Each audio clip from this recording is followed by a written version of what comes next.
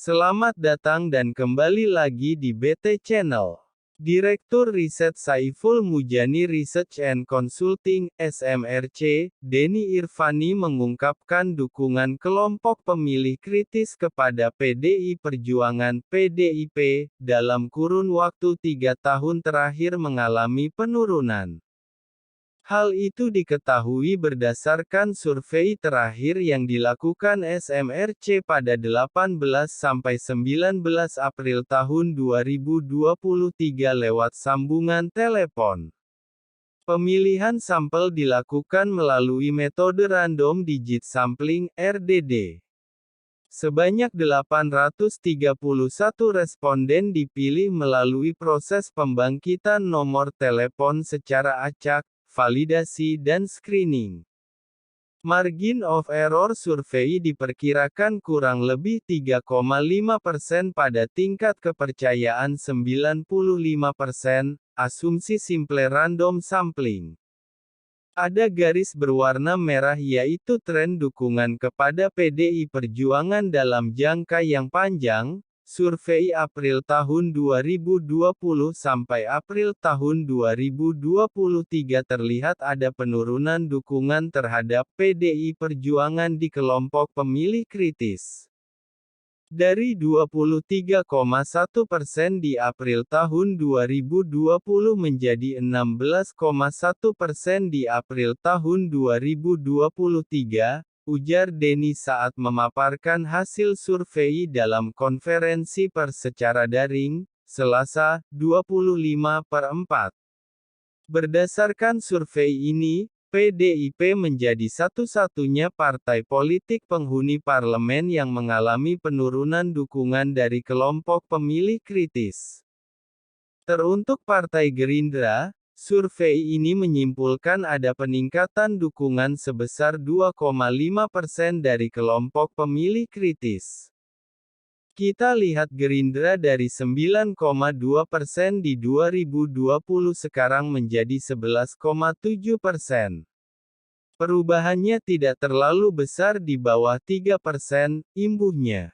Denny menyatakan Partai Golkar menjadi satu-satunya partai politik di parlemen yang mendapat dukungan signifikan dari kelompok pemilih kritis, yakni dari 5,1% pada April tahun 2020 menjadi 8,7% pada April tahun 2023.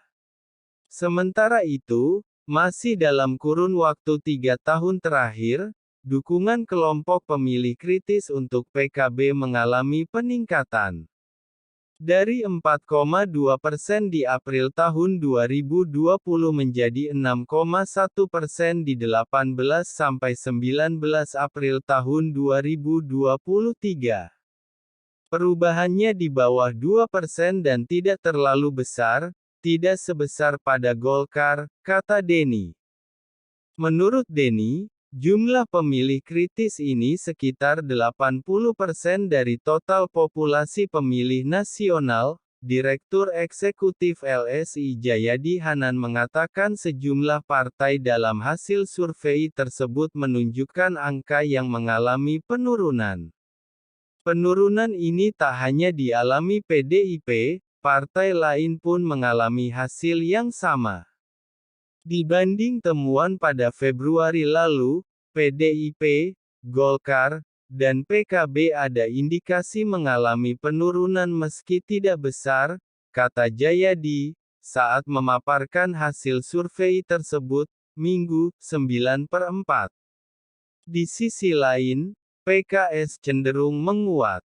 Meski memang dia tetap tidak bisa mengungguli PDIP dan partai lain yang berada di posisi teratas.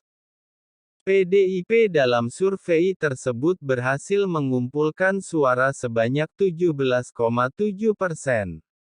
Padahal dalam survei sebelumnya, suara yang berhasil dikumpulkan partai yang digawangi Megawati ini berhasil mendulang dukungan hingga 19,3%.